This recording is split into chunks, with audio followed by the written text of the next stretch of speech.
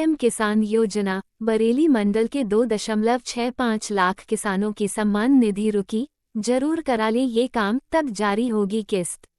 बरेली मंडल के 2.65 लाख से अधिक किसानों ने अभी तक की केवाईसी नहीं कराई है, जिससे उनके खाते में 15वीं किस्त नहीं भेजी है। कृषि विभाग अब ऐसे किसानों की केवाईसी कराने के लिए प्रत्येक ग्राम पंचायत में शिविर लगाएगा। प्रधानमंत्री किसान सम्मान निधि योजना के तहत 15वीं किस्त जारी हो गई है। बरेली मंडल में तमाम अभियानों के बाद भी जिन किसानों की केवाईसी नहीं हुई है, उनकी निधि खाते में नहीं भेजी गई। कृषि विभाग अब केवाईसी के लिए फिर से अभियान चलाएगा। प्रधानमंत्री किसान योजना के तहत 15 नवंबर को देश के 8 करोड़ किसानों के लिए सम्मान निधि जारी की गई है। बरेली मंडल में भी 12,21,601 किसानों को पात्र पाया गया। इनके खाते में सम्मान निधि पहुंच गई है, लेकिन मंडल के 2,65,389 किसानों को केवाईसी न होने की वजह से सम्मान निधि की 15वीं किस्त नहीं मिली। संयुक्त निदेशक कृषि डॉक्टर राजेश कुमार ने बताया कि अब प्रत्येक ग्राम पंचायत में शिविर लगाया जाएगा ताकि कोई भी पात्र किसान सम्मान निधि से वंचित न रहे। इतने किसान वंचित: बदायूं 3,09,742 75,857, शाहजहांपुर 3,02,609 73,273, बरेली 3,55,564 74,159, पीलीभीत 2,34,686 42,100, दादरी जोहर किनारे मिला पशु चिकित्सक का शव, हत्यारोपी की गिरफ्तारी के लिए ग्रामीणों ने NH 334B पर लगाया जाम।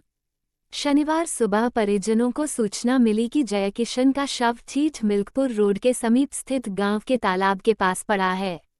सूचना मिलते ही परिजन और पुलिस मौके पर पहुंच गए। वहीं घटना से क्षुब्ध ग्रामीण गांव के अड्डे पर आ गए और NH 334B पर जाम लगा दिया। चरखी दादरी के इमलोटा निवासी एक पशु चिकित्सक का शव गांव के जोहड़ के समीप मिला है। मृतक के गुप्तांग से खून बहता मिला और परिजनों ने हत्या का अंदेशा जताया है। वहीं हत्यारोपी की गिरफ्तारी की मांग को लेकर ग्रामीणों ने नेशनल हाईवे 334B को 45 मिनट जाम रखा। सदर थाना पुलिस ने दोपहर बाद सिविल अस्पताल में पोस्टमार्टम करवाने के बाद शव परिजनों को सौंप दिया। जानकारी के अनुसार इमलोटा निवासी जयकिशन 40 शनिवार रात खाना खाकर घूमने के लिए घर से निकला था।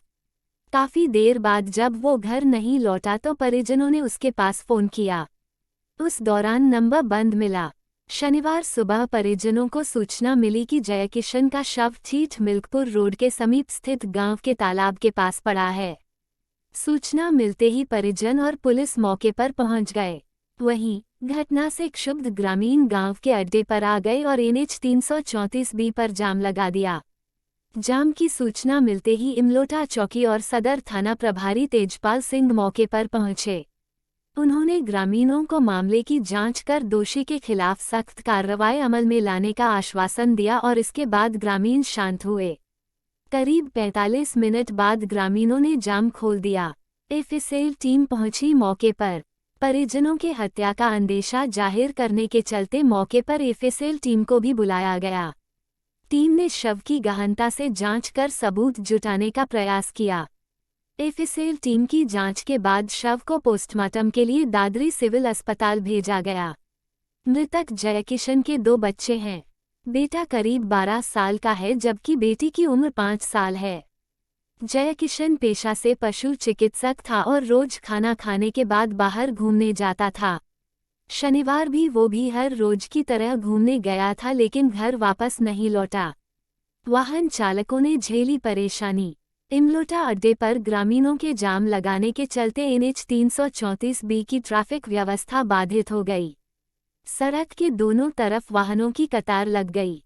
वहीं पुलिस टीम जाम खुलवाने के बाद ही मौके से लौटी, लेकिन इससे पहले करीब पौना घंटे तक वाहन चालकों को परेशानियों का सामना करना पड़ा।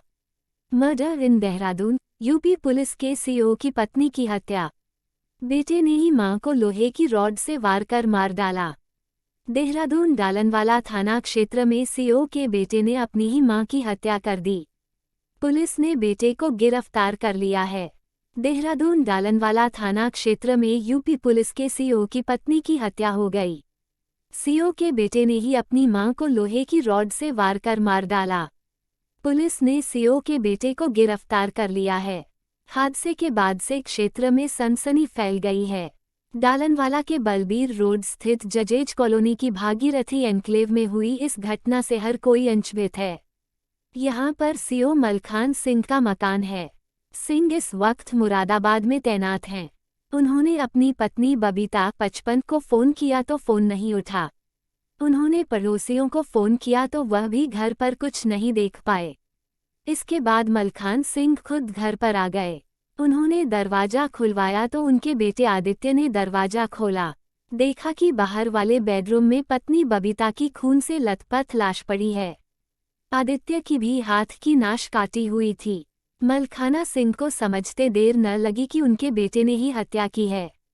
पुलिस मौके पर पहुंची और जांच शुरू की। सीएम सिद्धारमैया और कुमारस्वामी में छिड़ी जुबानी जंग। सीएम बोले उनकी मानसिक हालत ठीक नहीं। कुमारस्वामी का दावा है कि यतेंद्र ने आर महादेवा से बात की, जो कि सीएम ऑफिस में स्पेशल ड्यूटी पर तैनात हैं। कुमारस्वामी ने आरोप लगाया कि पैसे लेकर अधिकारियों को तैनाती दी जा रही है।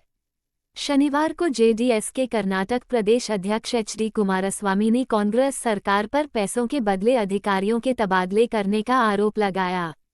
कुमारस्वामी ने आरोप लगाया कि सीएम सिद्धारमैया और उनके बेटे यतेंद्र के बीच फोन पर हुई बातचीत में विवेकानंद नाम का जिक्र था और अब पुलिस इंस्पेक्टरों के तबादले की लिस्ट में भी विवेकानंद नाम शामिल है। वहीं सीएम सिद्धारमैया ने कुमारस्वामी के आरोपों को खारिज कर दिया है और कहा है कि कुमारस्वामी की मानसिक हालत ठीक नहीं है। आप जिला अस्पताल में अश्लील हरकत, नर्स को पकड़ा, फिर चाकू के बल पर गलत काम करने की कोशिश। मुजफ्फरनगर न्यूज़। जिला चिकित्सालय में ड्यूटी के दौरान एक नर्स को पकड़कर अश्लील हरकत की गई। इतना ही नहीं, चाकू के बल पर नर्स के साथ गलत काम करने की भी कोशिश की गई। मुजफ्फरनगर में जिला चिकित्सालय में शुक्रवार अलसुबह ड्यूटी पर तैनात नर्स के साथ चाकू के बल पर गलत काम करने का प्रयास किया गया। बताया गया कि नर्स पर चाकू से वार किया गया और गला भी दबाया गया। वहीं शोर मचाने पर पहुंचे कर्मचारियों ने आरोपी को पकड़ लिया। इसके बाद उसे पुलिस को सौंप दिया गया है। इस मामले में पुलिस को तहरीर दी गई है। जिला चिकित्सालय में इमरजेंसी के ऊपर वार्ड में नर्स अपनी ड्यूटी पर थी। कल सुबह एक युवक चाकू लेकर वार्ड में घुस गया और उसने नर्स को अकेला देख गेट बंद कर लिया। इसके बाद चाकू से आतंकित कर अश्लील हरकत की। इस दौरान नर्स के साथ गलत काम करने की भी कोशिश की। यूपी में हलाल सर्टिफिकेशन पर एक्शन, लग सकता है प्रतिबंध। प्रदेश में नहीं बिक पाएंगे हलाल सर्टिफाइड उत्पाद। राजधानी लखनऊ की हजरतगंज कोतवाली में हलाल सर्टिफिकेशन जारी कर धंधा करने वाली कंपनियों के खिलाफ एफआईआर दर्ज कराई गई है। इस संबंध में कड़ी कार्रवाई करने के निर्देश जारी किए गए हैं। बिना किसी अधिकार के खान पान व सौंदर्य प्रसाधन के उत्पादों को अवैध ढंग से हलाल सर्टिफिकेट देने के काले कारोबार पर यूपी में प्रतिबंध लग सकता है। मजहब की आड़ लेकर एक धर्म विशेष को बरगलाने और अन्य धर्मों के बीच विद्वेष भड़काने की इस नापाक कोशिश का मुख्यमंत्री योगी आदित्यनाथ ने संज्ञान लिया है और कठोर कार्रवाई करने के निर्देश दिए हैं। आशंका है कि कूटरचित दस्तावेजों का सहारा लेकर हलाल सर्टिफिकेट के नाम पर इकट्ठा हो रही अवैध कमाई से आतंकवादी संगठनों व राष्ट्र विरोधी गतिविधियों को फंडिंग की जा रही है। वहीं अब लखनऊ कमिश्नरेट में एफआईआर भी दर्ज की गई है। एफआईआर के मुताबिक Halal India private limited Chennai, Jamiat Ulema Hind Halal trust Delhi, Halal council of India Mumbai, Jamiat Ulema Maharashtra Mumbai आदि द्वारा एक धर्म विशेष के ग्राहकों को मजहब के नाम से कुछ उत्पादों पर हलाल प्रमाण पत्र प्रदान कर उनकी बिक्री बढ़ाने के लिए आर्थिक लाभ लेकर अवैध कारोबार चलाया जा रहा है। इन कंपनियों के पास किसी उत्पाद को प्रमाण पत्र देने का कोई अधिकार नहीं है। उक्त कंपनियों द्वारा कूटरचित प्रमाण पत्र तैयार कर आर्थिक लाभ लेकर विभिन्न कंपनियों को हलाल प्रमाण पत्र निर्गत किया जा रहा है। ये सामाजिक विद्वेष बढ़ाने वाला तो है ही, जनास्था के साथ छल है। लखनऊ न्यूज़। कॉलेज जा रही 3 छात्राओं से 1 किलोमीटर तक शोधोने की छेड़छाड़। दुबग्गा इलाके में एक युवती अपने परिवार संग रहती है। युवती चौक के नखखास इलाके में एक कॉलेज की छात्रा है। उसके साथ उसकी 2 चचेरी बहनें भी रिक्शे से कॉलेज जाती हैं। रिक्शे से कॉलेज जा रही 3 छात्राओं से 1 किलोमीटर तक बाइक सवार शोधों ने छेड़छाड़ की। आरोपियों उनको दुबग्गा से पीछा किया और चलते ही रिक्शे पर मोबाइल नंबर लिखी पर्ची फेंक दी। इसके बाद आरोपियों ने ही रिक्शा चालक को धमकाते हुए रिक्शा रुकवा लिया। एक छात्र के पिता ने ठाकुरगंज थाने में केस दर्ज कराया है। पुलिस ने दोनों आरोपियों को पकड़ा तो वह नाबालिग निकली। दुबग्गा इलाके में एक युवती अपने परिवार संग रहती है। युवती चौक के नखखास इलाके में एक कॉलेज की छात्रा है। उसके साथ उसकी 2 चचेरी बहनें भी रिक्शे से कॉलेज जाती हैं। 19 नवंबर की सुबह तीनों छात्राएं ही रिक्शे से कॉलेज जाने के लिए घर से निकली। इस बीच दुबग्गा चौराहे से बाइक सवार ठाकुरगंज मल्लापुर निवासी 2 किशोरों ने उनको पीछा कर लिया। रास्ते में बाइक सवार शोहदे छात्राओं के साथ अश्लीलता करते रहे। इस दौरान जब ही रिक्शा सराय माली खां तिराहे के पास पहुंचा तो आरोपियों ने चलते ही रिक्शा पर मोबाइल नंबर लिखी पर्ची छात्राओं की तरफ फेंक दी और उक्त नंबर पर बात करने के लिए कहा। इसके बाद आरोपियों ने ही रिक्शा चालक को धमकाते हुए रिक्शा रोकने की धमकी दी। नजरिया, सोशल मीडिया के दुष्चक्र में आधी आबादी, दुर्भाग्य से विस्तार पा रहा है बर्बरता का दायरा। कौशाम्बी, तमंचा सटाकर घर में सो रही महिला से दुष्कर्म, शिकायत पर पुलिस ने सादे कागज पर लगवाया अंगूठा। महिला का कहना है उसके पति की मौत हो चुकी है। वह बच्चों के साथ मेहनत मजदूरी कर परिवार का भरण पोषण करती है। आरोप है कि 19 नवंबर की रात करीब 12 बजे पड़ोस में रहने वाला एक दबंग दीवार फांदकर उसके घर में घुस आया। तमंचा सटाते हुए उसे जान से मारने की धमकी दी। इसके बाद उसके साथ दुष्कर्म किया गया। सरायकिल कोतवाली इलाके के एक गांव में रहने वाली महिला के साथ पड़ोसी ने घर में घुसकर दुष्कर्म किया। विरोध करने पर आरोपी ने महिला व उसके बच्चों को तमंचा से गोली मार देने की धमकी दी। आरोप है कि पुलिस ने आरोपी के खिलाफ कार्रवाई के बजाय सादे कागज में महिला का अंगूठा लगवा लिया। शनिवार को पीड़िता ने एसपी ब्रजेश कुमार श्रीवास्तव से शिकायत की है।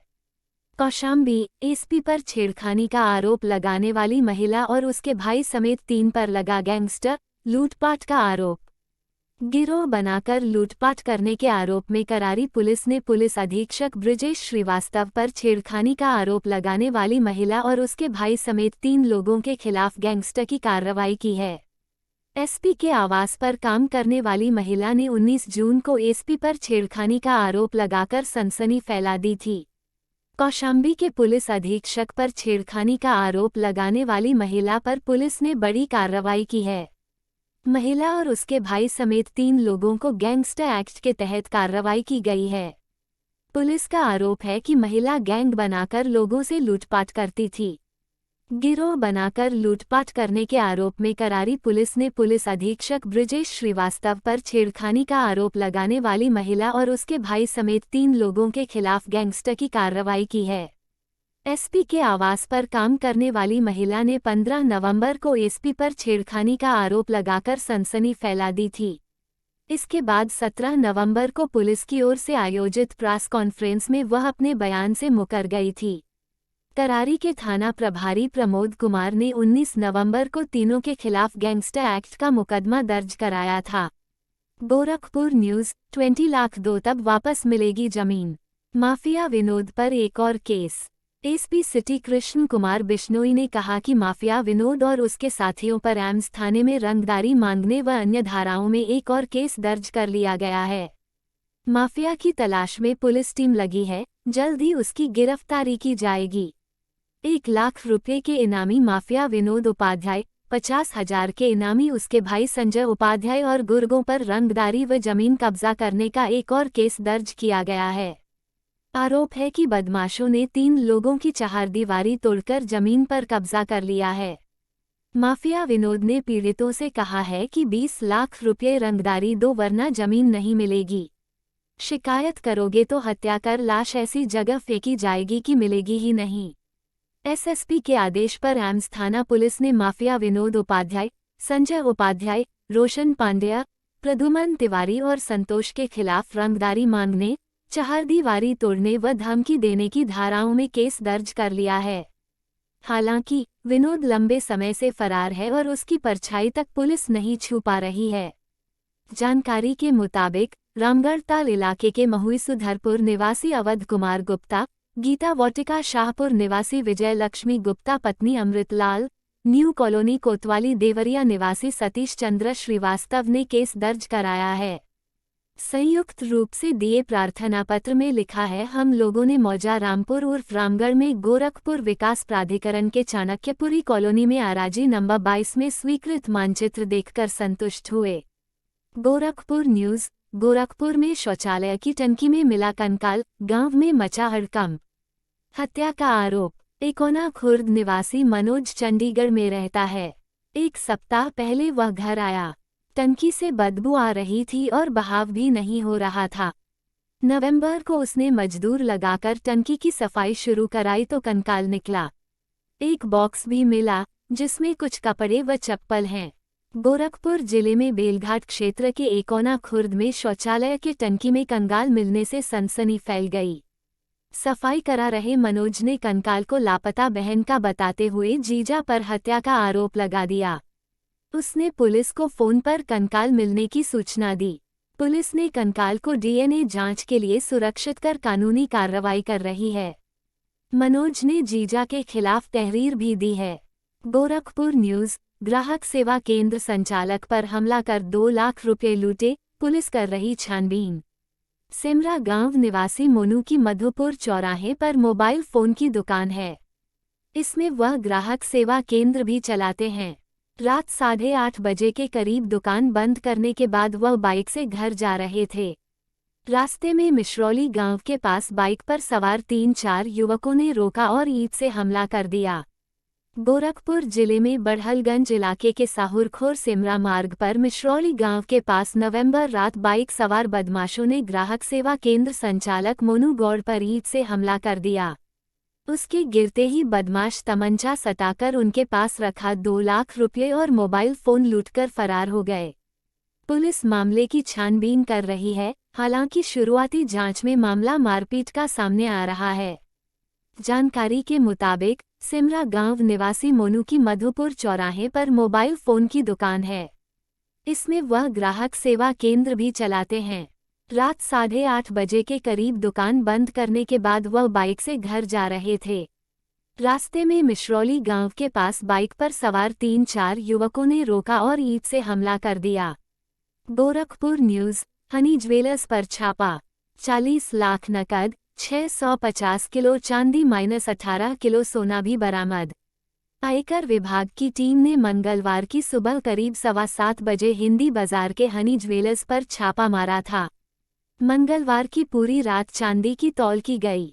इस दौरान आयकर विभाग की टीम के सामने गणनाकार ने आभूषणों की गणना की और उसका मूल्य निर्धारण किया। हिंदी बाजार में सराफा कारोबारी सुमित कुमार उर्फ चंदू के प्रतिष्ठान हनी ज्वेलर्स पर आयकर विभाग की टीम ने शनिवार को पूरे दिन सोने चांदी की खरीद के रिकॉर्ड खंगाले। सूत्रों के मुताबिक जांच में 40 लाख रुपये नकद, 650 किलो चांदी और 18 किलो सोने के आभूषण मिले हैं। इसके अलावा पिछले वर्ष की खरीद बिक्री का रिकॉर्ड भी कंप्यूटर से मिला है। आयकर विभाग की टीम चंदू के बड़े भाई की फर्म गायत्री ज्वेलर्स पर भी गई थी, लेकिन दुकान बंद होने के चलते बाहर से फोटो खींच कर लौट आई। देर रात तक आभूषणों की तौल व गणना का काम चलता रहा। आयकर विभाग की टीम ने शनिवार की सुबह करीब 7:15 बजे हिंदी बाजार के हनी ज्वेलर्स पर छापा मारा था। शनिवार की पूरी रात चांदी की तौल की गई। इस दौरान आयकर विभाग की टीम के सामने गणनाकार ने आभूषणों की गणना की और उसका मूल्य निर्धारण किया। शनिवार को सोने के आभूषणों की माप तौल की गई। देर शाम तक ये प्रक्रिया चलती रही। करनाल भट्टा मालिक के साथ मारपीट कर लाखों रुपये छीने, लूट की वारदात के बाद बदमाशों ने किए हवाई फायर। भट्टा मालिक ने दी शिकायत में बल्ला गांव के 6 लोगों पर आरोप लगाया है कि जिनमें दिनेश, रोहताश, राजरूप, संदीप, राजरूप का बेटा व दिनेश का बेटे सहित आरोपियों के 2 भांजे व 12 अन्य लोगों ने मिलकर हमला किया है। करनाल के मूनक खंड के गांव बल्ला में एक भट्ठा मालिक के साथ कुछ बदमाश मारपीट कर 5.40 लाख रुपये छीनकर फरार हो गए। वहीं जाते हुए बदमाशों ने हवाई फायर कर जान से मारने की धमकी भी दी है। भट्ठा मालिक ने इसकी शिकायत मूनक पुलिस थाने में शिकायत दर्ज कराई है। पुलिस ने 6 लोगों को नामजद सहित 12 अन्य लोगों के खिलाफ मामला दर्ज कर जांच शुरू कर दी है। सोनीपत के शेखोपुरा निवासी राम नारायण ने मूनक थाना पुलिस को दी शिकायत में बताया कि उसने बल्ला गांव में 5 साल के लिए लीज पर भट्ठा लिया हुआ है। 19 नवंबर की शाम को करीब 7:30 बजे उसके भट्ठे पर लाठी डंडों व तेजधार हथियारों से लैस कुछ व्यक्ति आए, जिन्होंने उसके ऑफिस में घुसकर उस पर लाठी डंडों से हमला बोल दिया। ऑफिस में ही 5.40 लाख रुपये की नकदी भी रखी हुई थी, जो बदमाश युवक छीनकर ले गए। वही उसका फोन, मोटरसाइकिल की आरसाहा व अन्य दस्तावेज भी लेकर फरार हो गए और जाते समय बदमाशों ने न सिर्फ जान से मारने की धमकी दी बल्कि हवाई फायर भी किया, जिससे भट्ठे पर दहशत फैल गई। वारदात में गांव के 6 लोग भी थे शामिल। भट्ठा मालिक ने दी शिकायत में बल्ला गांव के 6 लोगों पर आरोप लगाया है कि जिनमें दिनेश, रोहताश, राजरूप, संदीप, राजरूप का बेटा व दिनेश का बेटे सहित आरोपियों के 2 भांजे व 12 अन्य लोगों ने मिलकर हमला किया है। ये सभी बल्ला गांव के ही रहने वाले हैं। उसने आरोप लगाया कि उसके साथ आरोपियों ने 19 नवंबर को भी मारपीट की थी। उस समय भी उन्होंने उसे जान से मारने की धमकी दी थी। जांच अधिकारी के अनुसार भट्ठा मालिक के साथ मारपीट की शिकायत मिली है। शिकायत के आधार पर 6 लोगों को नामजद किया है और 12 अन्य लोगों के खिलाफ मामला दर्ज कर जांच शुरू कर दी है। श्री भगवान, जांच अधिकारी, थाना मूनक। फरीदाबाद कालकाजी मंदिर जा रहे श्रद्धालुओं को बेकाबू ट्रक ने मारी टक्कर, 2 की मौके पर मौत। दिल्ली के कालकाजी मंदिर पैदल दर्शन के लिए जा रहे श्रद्धालुओं को एक बेकाबू ट्रक ने टक्कर मार दी। हादसे में 2 श्रद्धालुओं की मौत हो गई, वहीं 2 घायल हो गए। फतेहपुर बिल्लोच से पैदल चलकर दिल्ली कालका मंदिर दर्शन के लिए जा रहे श्रद्धालुओं पर एक बेकाबू ट्रक चढ़ गया। घटना में 2 लोगों की मौत हो गई और 2 लोग गंभीर रूप से घायल हो गए। घायलों को अस्पताल में भर्ती कराया गया है। घटना के बाद से गुस्साए लोगों ने घटना स्थल पर जाम लगा दिया। सेक्टर 31 थाना पुलिस ने ट्रक चालक के खिलाफ केस दर्ज कर जांच शुरू कर दी है। लखनऊ न्यूज़। नदी में मूर्ति प्रवाहित करने गए लोगों पर धारदार हथियार से हमला, 3 की हालत गंभीर। लखनऊ में ठाकुरगंज इलाके में गोमती नदी में मूर्ति प्रवाहित करने गए लोगों से दबंगों ने पैसे की मांग की। मना करने पर वहां मौजूद करीब आधा दर्जन लोगों ने मूर्ति विसर्जित करने गए लोगों पर लाठी डंडे और धारदार हथियार से हमला कर दिया। इस हमले में कई लोग को गंभीर चोट लगी। पीड़ित ने 5 नामजद और 10 अज्ञात हमलावरों के खिलाफ ठाकुरगंज थाने में केस दर्ज कराया है। जज की हत्या की कोशिश, क्या इन अपराधियों को जीरो टॉलरेंस वाली सूची से विशेष छूट मिली है? अखिलेश ने उठाए सवाल। लखनऊ के पौष इलाके में जज पर हुए जानलेवा हमले को लेकर सपा अध्यक्ष अखिलेश यादव ने प्रदेश की कानून व्यवस्था पर सवाल उठाए हैं और पूछा कि ये कौन अपराधी हैं जिनसे सरकार दब जाती है। राजधानी लखनऊ के पौष इलाके में एक जज पर हुए जानलेवा हमले को लेकर सपा अध्यक्ष अखिलेश यादव ने योगी सरकार की अपराधियों के खिलाफ जीरो टॉलरेंस की नीति पर सवाल उठाए हैं। मारपीट करने के बाद जज की गला दबाकर हत्या करने की भी कोशिश की। अर्दली ने उन्हें बचाया। जज की तहरीर पर शनिवार शाम हजरतगंज पुलिस ने कार नंबर के आधार पर हत्या के प्रयास व अन्य धाराओं में एफआईआर दर्ज की है। Up news. मुख्यमंत्री योगी की फटकार के बाद राजस्व संबंधी मामलों के निपटारे में आई तेजी, लखनऊ सबसे आगे। यूपी में बीते 1 महीने में राजस्व वाद के पेंडिंग मामलों के निस्तारण का रेशियो 100% पहुंच गया है। मुख्यमंत्री योगी ने सुधार लाने के निर्देश दिए थे। मुख्यमंत्री योगी आदित्यनाथ की फटकार के बाद राजस्व के पेंडिंग मामलों के निपटारे में तेजी दर्ज की गई है। वर्तमान में राजस्व वाद के पेंडिंग मामलों के निस्तारण का रेशियो 100% दर्ज किया गया है, जबकि राजस्व के मामलों के निस्तारण का रेशियो 90% पार कर गया है। ये जानकारी 19 नवंबर को मुख्यमंत्री योगी आदित्यनाथ को राजस्व विभाग की समीक्षा बैठक के दौरान अपर मुख्य सचिव राजस्व ने दी। मालूम हो कि मुख्यमंत्री योगी आदित्यनाथ ने 19 नवंबर को एनेक्सी में सीएम कमांड सेंटर की रिपोर्ट की समीक्षा की थी, जिसमें उन्होंने राजस्व के मामलों को समयबद्ध तरीके से निपटाने में हिलाहवाली पर कड़ी फटकार लगाई थी। उन्होंने अधिकारियों को इसमें सुधार लाने की सख्त हिदायत देते हुए 1 माह का वक्त दिया था। उसी का असर